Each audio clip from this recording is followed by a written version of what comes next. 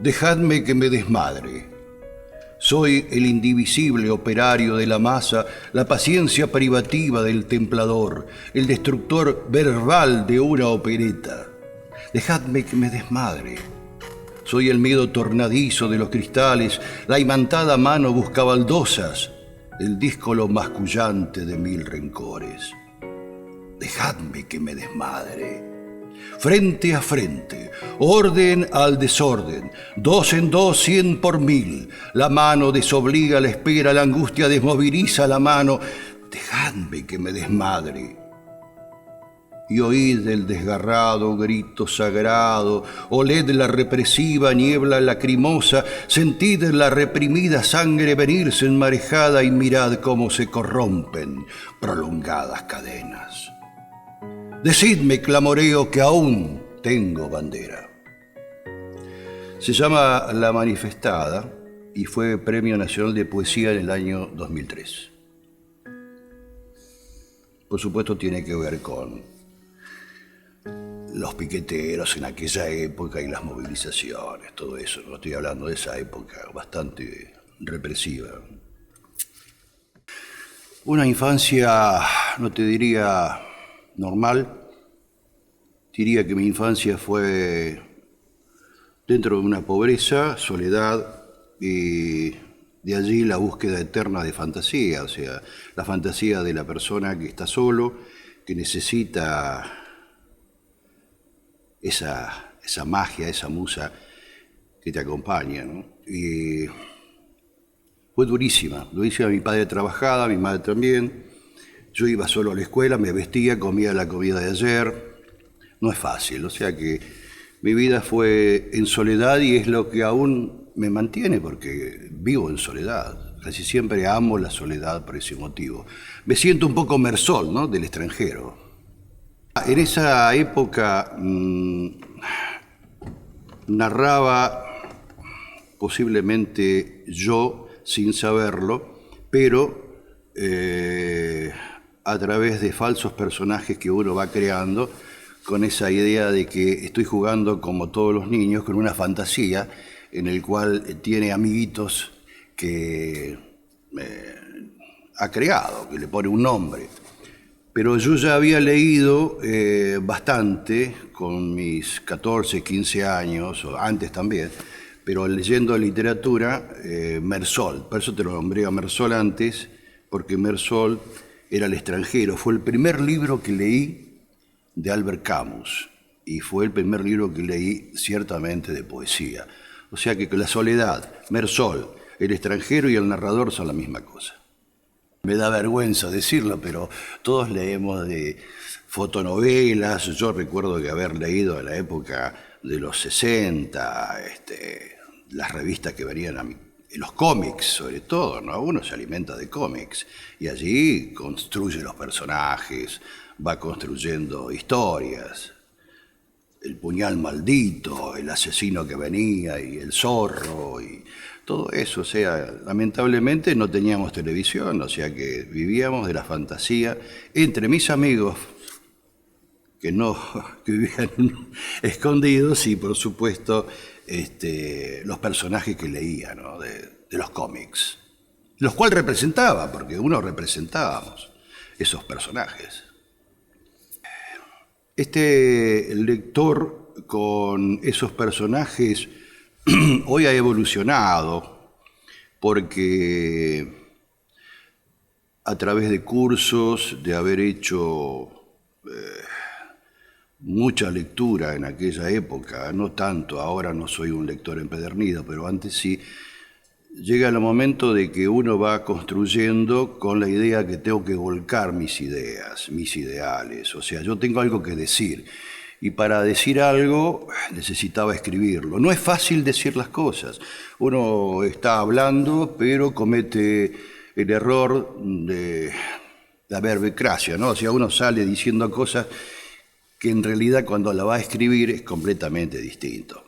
O sea, busca la técnica.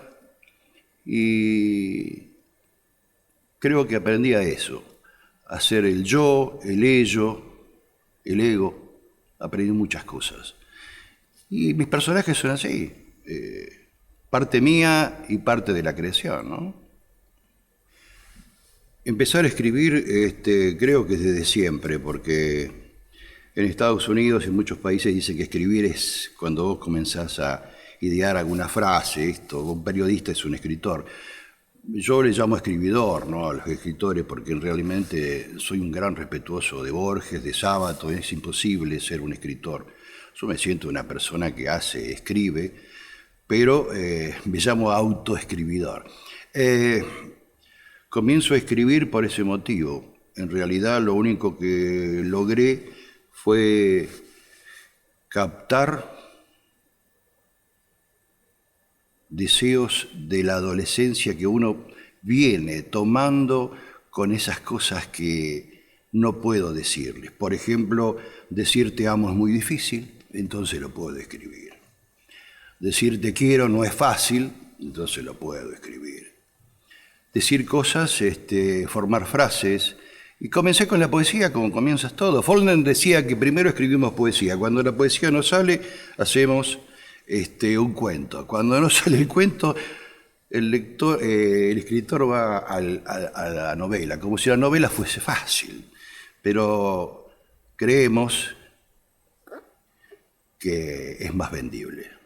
Nadie te lee poesía, dicen, ¿no? Muy poca gente. El cuento relativamente, gracias a Borges, se puede leer un poco más cuento. Pero la novela lo lee todo el mundo. Por lo menos en una época que se compraba muchas novelas. Leyendo mucho es importante. No todo está en ello. Se forma trabajando con disciplina y es muy triste porque lo que voy a decir lo saben todos los que escriben. Se aleja mucho de la familia, te alejas mucho de las cosas cotidianas, tenés que alejarte de todo. Estás viviendo un mundo que es vos y la historia, la que estás creando. Los personajes se mezclan, vivís un poco los personajes y tu familia desaparece por un tiempo largo mientras dure la idea de terminar ese libro. Me pasa con la dramaturgia, por ese motivo tengo que alejarme de mi casa, de las obligaciones diarias. Trato de estar en un lugar determinado, sin molestias, porque sé que voy a hacer mucho daño, ¿no? No se puede escribir rodeado de gente, dicen, ¿no? No, yo en un bar escribo tranquilamente, pero son cosas sueltas que después se cajonean y vaya a saber si se vuelven a salir. Casi siempre cuando tengo una idea ya prefijada,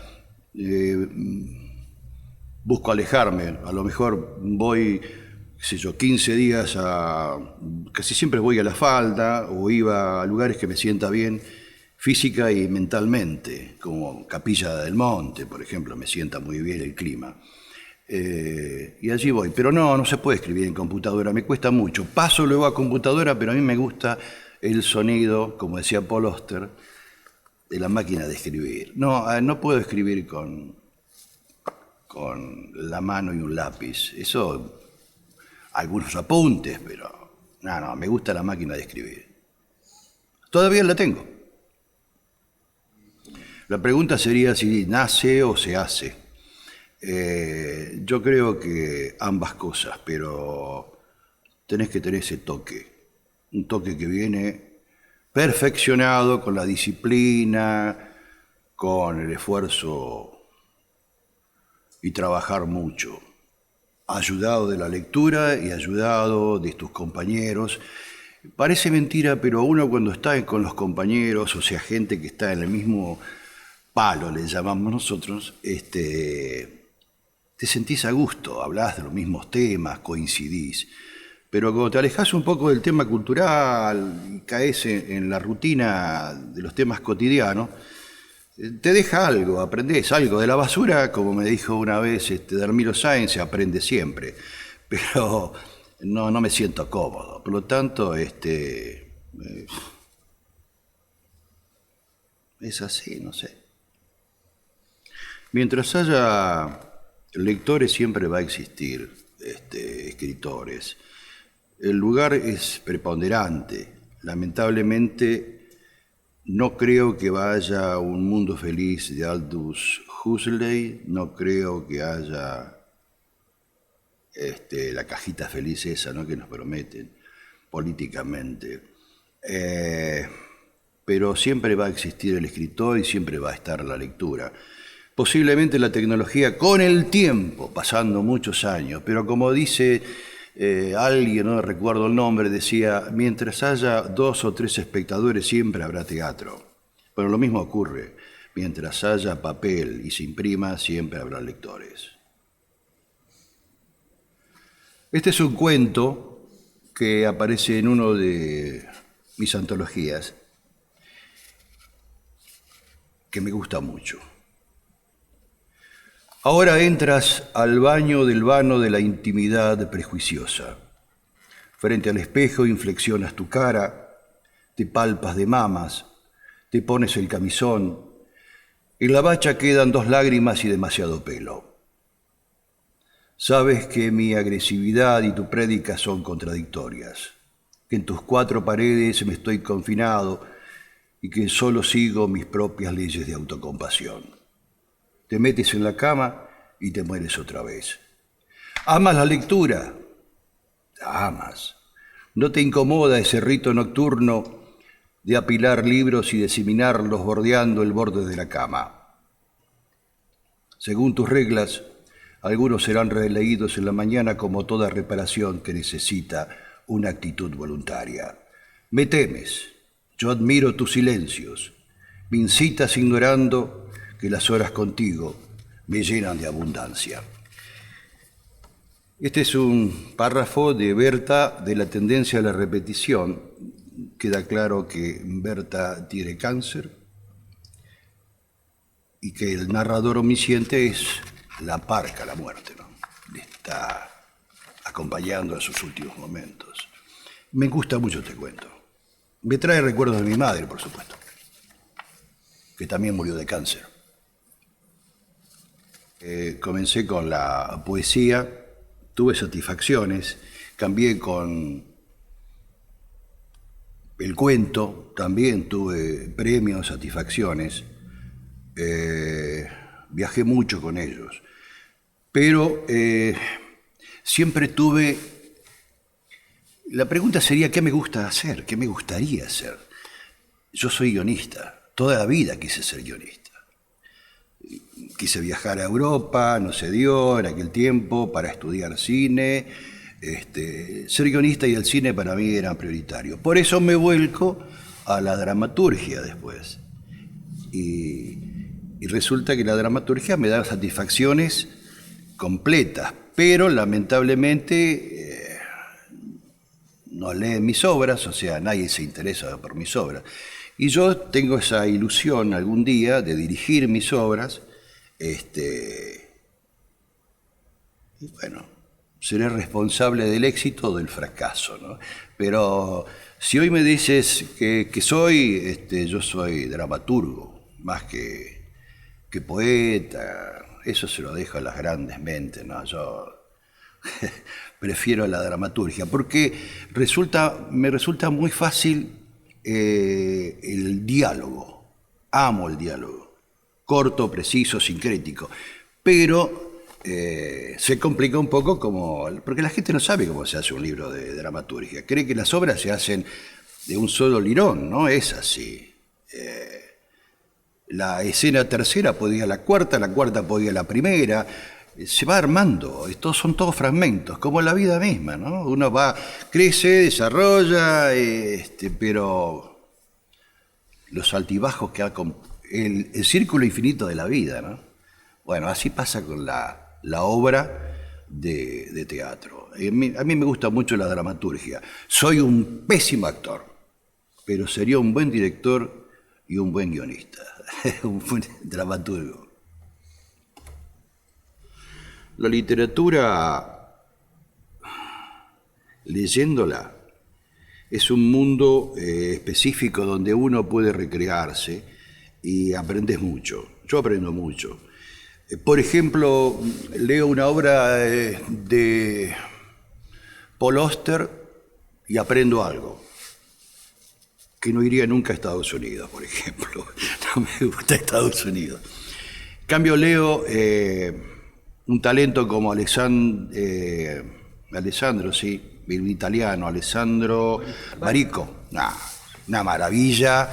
Tengo toda la colección de Alessandro Barico y, claro, eso es la nueva literatura, que es la que más me encanta, ¿no? Pero es imposible llegar a sus novelas, hay que tener mucho talento. Por eso respeto tanto al escritor que me llamo escribidor. Pero me da vida. La pregunta está en eso, ¿no? La mayéutica.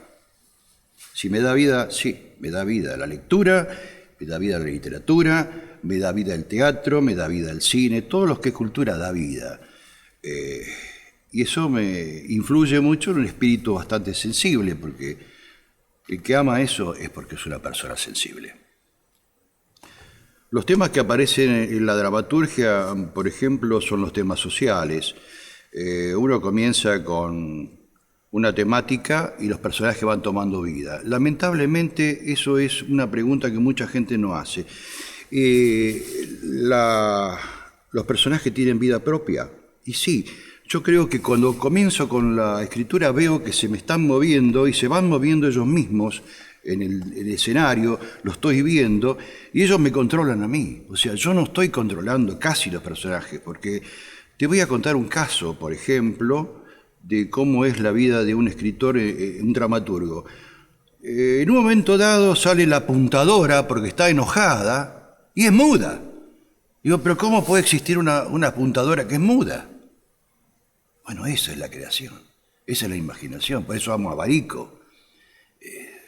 Un tipo que vende libros, no tiene ninguna obra, no pintó ninguna, pero dice, esta es la obra 1, la obra 2. Bueno, esto me pasa a mí, o sea, por ahí sale una apuntadora muda y decir, ¿cómo es posible? Esa es la imaginación, la creación, y queda maravilloso, porque después, cómo se comunica con las señas, y con el mensaje de señas, bueno, eso quiere decir que alguien después tiene que ayudar, otro personaje más, que haga el manejo de señas, o otro personaje diga, está diciendo tal cosa. Pero fíjate cómo trabaja, o sea que eso te enseña la vida, que si no tenés imaginación no podés hacer nada. A mí la política, por ejemplo, también influye, los temas sociales. Yo tengo una obra en la cual se llama El Basilisco, que tiene que ver con Casilda. Mucho más chica, por supuesto, de 3.000 habitantes.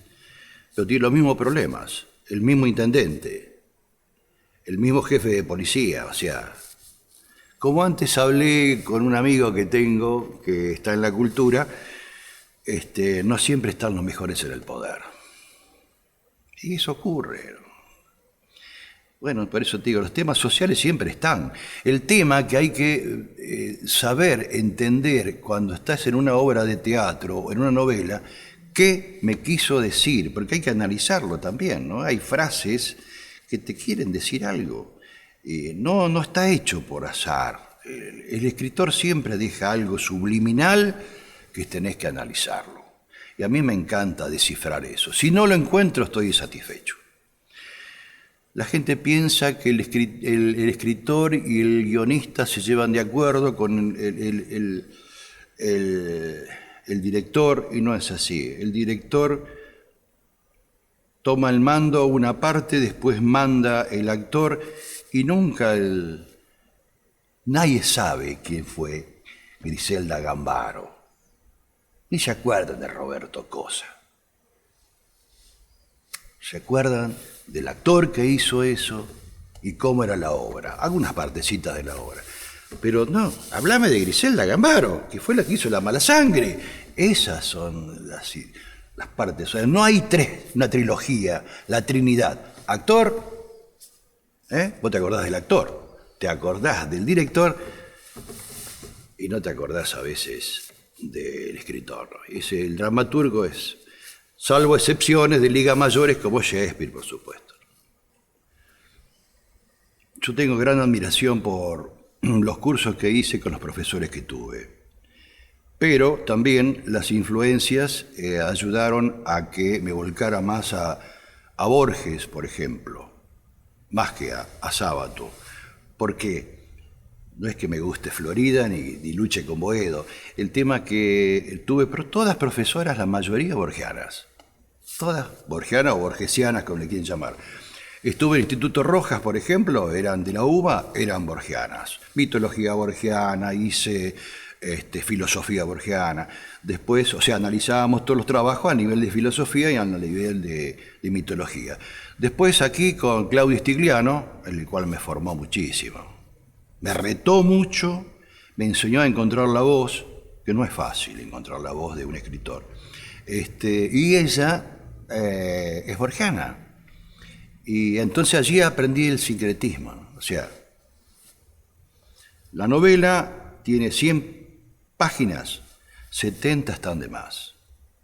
Hay que aprender a ser sincrético, o sea, organizarlo de una forma tal. Por eso hay novelas que no me gustan, no las termino. Nadie termina las novelas muchas veces. Están de más. A mí qué me importa si el auto tenía esto, el calefacción. Si el auto es un personaje, sí. Si no, no. O sea, interesa realmente el momento actual donde estás pasando, pero no toda la historia. O sea, hay mucho que está de más. Simplemente de relleno para llegar a 250 páginas, 300 páginas. La gente cree que es más grande el libro, más... No es así. Hay libros cortos como Seda de Barico que te llena la vida, hermano. ¿Y cuánto tiene? 170 páginas, creo que llega a eso. Es maravilloso. A Becasis recuerdo que me enseñó una frase. Yo estudié periodismo también. Después, por el tema de la dictadura y todo eso, dejé de ir a Rosario porque estaba muy peligroso. Me enseñó una frase que decía: cultura es la trascendencia del ser y no del saber. Yo me quedé pensando. Yo creía que culto era la persona que sabía todo. No.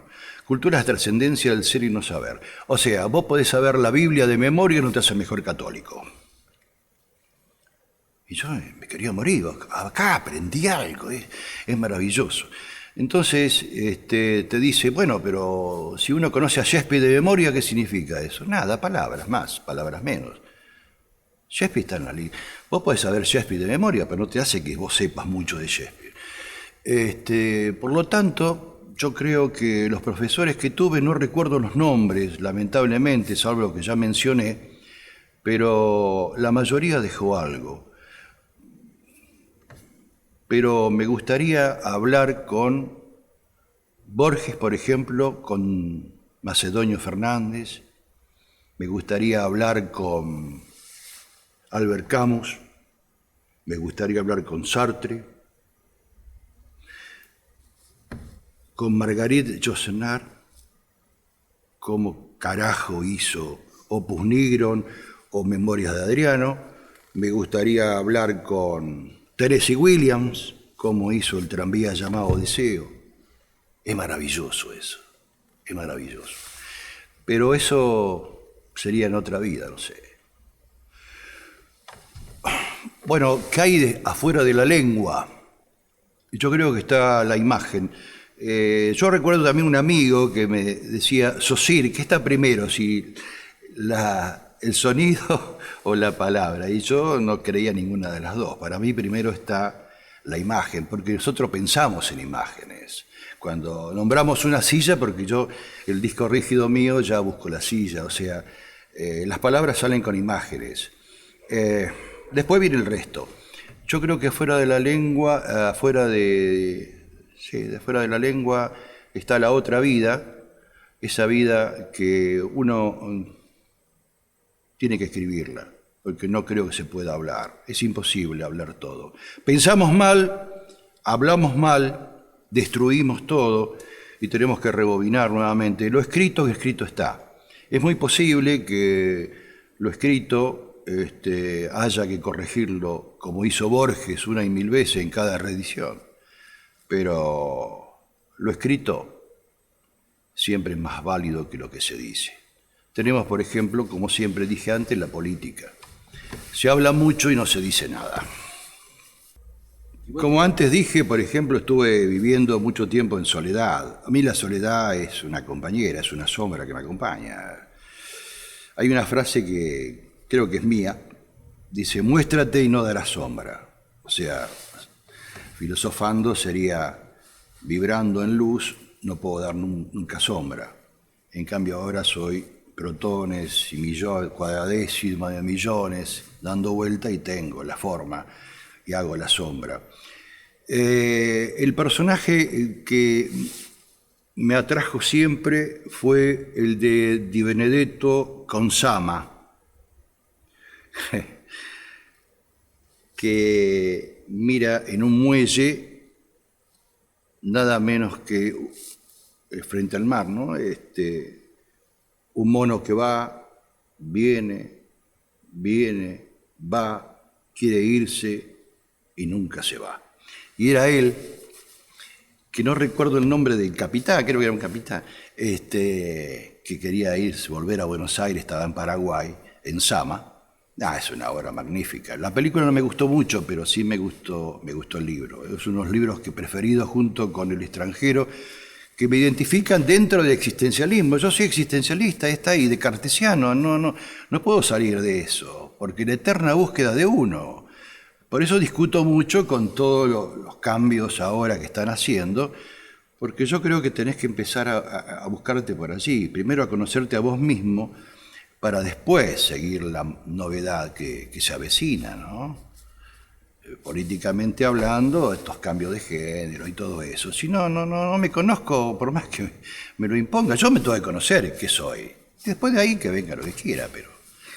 Y sí, esos personajes son los que me influyen muchísimo. Me interesan los personajes que están guardados dentro de uno, o sea, no se muestran. ¿Sabes qué significa persona? Persona, máscara que suena. Uno dice, yo soy una persona. Sos una máscara. Máscara que suena. Por eso usaban máscara antes en el teatro. Esa es la etimología. Pero muy hábil, el papado le puso humana. Persona humana. Entonces arregló un poco la cosa. Pero persona es una máscara humana. El orden de los libros que escribí, El desorden, es un libro de teatro que iba a ser guión de cine, incluso lo he mandado a varios productores, pero no tuvo eco. Entonces, a partir de allí, quedó como obra de teatro. La segunda fue una antología poética que resumí en 3 etapas: la etapa adolescente, la etapa, supongamos, adulta y la etapa actual, en el cual resumí los 100 mejores poemas que yo consideraba. Se llama Largo día, dulce tregua. Tercer libro fue Cuentos desventurados, que es una colección de cuentos, en los cuales fue una etapa creativa que tuve. En realidad a mí el cuento no me llama mucho la atención. O sea, dejé de interesarme por los cuentos a partir de volcarme al teatro. Después, con el amigo Pagliafora, Rodolfo Pagliafora, hicimos Soy un hombre desangelado y El zagal de los sueños, que tiene mucho con filosofía, siempre obras de teatro, por supuesto, son 2 obras. Y después hice yo El basilisco con Isípile, y acá tengo otros 2, se llama El basilisco y Isípile, ensayo final, que es la famosa muda que te hablé antes. Y el basilisco tiene que ver con la historia de Casilda. ¿Cómo llegan los títulos? Porque hay títulos interesantes, como por ejemplo yo tengo algunos que se llaman Yo soy de, que estoy ahí en carpeta para editarlo. Yo soy de, o sea, el esperma junto con el yo. O sea, es un juego de palabras interesante que nacen de la nada y me gusta como título para mí. En cambio, el basilisco, por ejemplo, no me gustó nunca el título, el basilisco, porque es muy conocido. Sin embargo, quedó. Entonces, esta es una lucha eterna que tiene el escritor con los títulos. Parece mentira, pero a veces los títulos son los que más cuesta descifrar, ¿no? Este poema se llama Los miedos largos, está en la antología poética, y dice más o menos así. Jodida se puso la esfera, corazón. La manejan invertidos y gentiles de Isaías. Un inocente muere por segundos y con el aire entrampado, la vida vale menos que un póster benedictino. Ya no quedan sueños, alma mía. No duermo y deshabitada la cama, los poetas moradores de medias verdades llevan un gesto de rendición. Hay miedos largos, alma mía. No creas en mí con pies fuertes y elásticos. Mi causa es la tuya, mendiga, con ideas confusas. Entonces me beso y te fumo y la tomo, corazón. Ellos, trotaconventos, los que nos cagan la vida, somos nosotros, el rebaño perdido hace más de 5000 años, con hembras vírgenes heridas y dioses machos carentes de piedad. Y los idiotas aún se arrodillan. Paganos, ¿qué ruegos viejos tienen por parir? Hipócritas, blasfemos de 1000 blasfemias. Ellos son agitadores, alma mía. Tú no llores sus miedos. Mírame, tampoco afloran los míos. Soy invisible. Mentiroso corazón.